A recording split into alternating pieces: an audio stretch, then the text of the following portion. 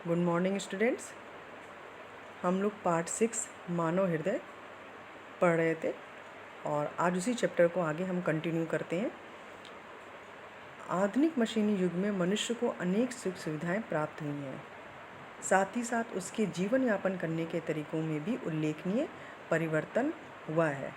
जैसा कि बच्चों आपको पता है, पहले इतनी सुख सुविधाएं नहीं थी जो आज के समय में हैं। आज अनेक कार्य मशीनों द्वारा किया जाने लगा है। बटन दबाइए और क्षण भर में कार्य समाप्त। इन सब का परिणाम यह हुआ कि मानव को अपने लिए परिश्रम कम से कम करना पड़ रहा है। पहले मनुष्य को अपने हाथों से हर एक चीज़ करनी पड़ती थी, परिश्रम करता था और वो स्वस्थ रहता था। आजकल के समय में क्या है कि आप कंप्यूटर आ गया है, सब तरह तरह की आधुनिक मशीनें आ गई हैं, जिसके कारण किसी भी काम को करने के लिए बहुत कम समय लगता है और तुरंत हो जाता है। जब से स्वचालित मशीनें प्रचलन में आई हैं, तब से शारीरिक व मानसिक रोगों में वृद्धि हुई है। और जब से ये सारी मशीनें आ गई हैं, हम क्या हो रहा है कि ज़्यादातर लोग रोगग्रस्त होने लगे हैं, शारीरिक रूप से भी और मानसिक रूप से भी। औद्योगिक प्रगति और वैज्ञानिक उन्नति से पारस्परिक प्रतियोगिता के अनुपात में बहुत वृद्धि हुई है। इसी कारण से तनाव और असंतोष में भी वृद्धि हुई है। ये सब परिवर्तन हृदय के लिए खतरनाक है। पश्चिमी देशों में ने इन खतरों को पहचानकर अनेक प्रकार के शोध किए, अनेक प्रकार के रिसर्च किए और पता लगाया कि सामाजिक तौर तरीके और क्रियाकलापों का भी हृदय रोगों से गहरा संबंध है। व्यक्ति अपनी आदतों को नियंत्रित करके इस खतरे से बच सकता है। वर्तमान में उपलब्ध जानकारी के अनुसार रक्त में कोलेस्ट्रॉल की अधिकता, रक्तचाप, मधुमेह जिसको डायबिटीज़ बोलते हैं, धूम्रपान आदि हृदय रोग को बढ़ाने वाले प्रमुख तत्व हैं।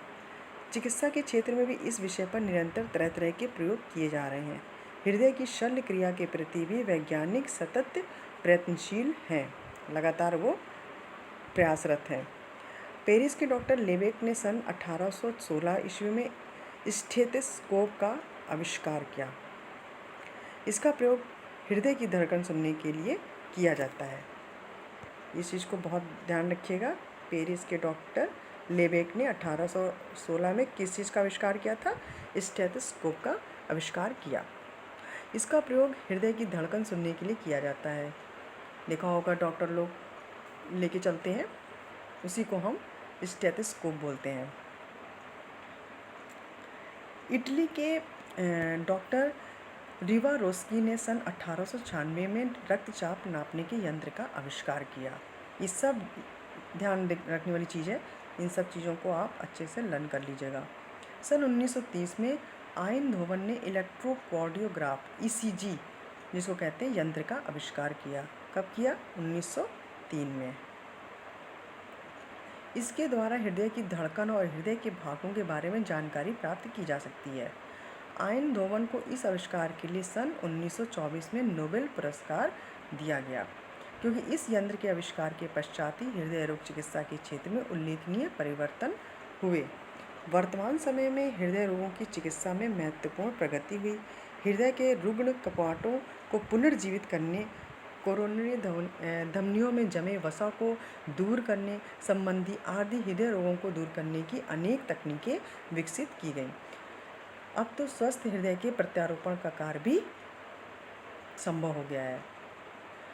अब जो है हार्ट ट्रांसप्लांट भी होता है, ठीक है, तो ये भी चीज़ें संभव हो गई हैं। तो इस प्रकार से हम देखते हैं बच्चों कि आज हम लोगों ने मानव हृदय के बारे में पढ़ा और समझा। हम उम्मीद करते हैं कि आप लोग इस चैप्टर को फिर से रीड करिएगा, पढ़िएगा, समझिएगा। थैंक यू सो मच बेटा। Have a nice day.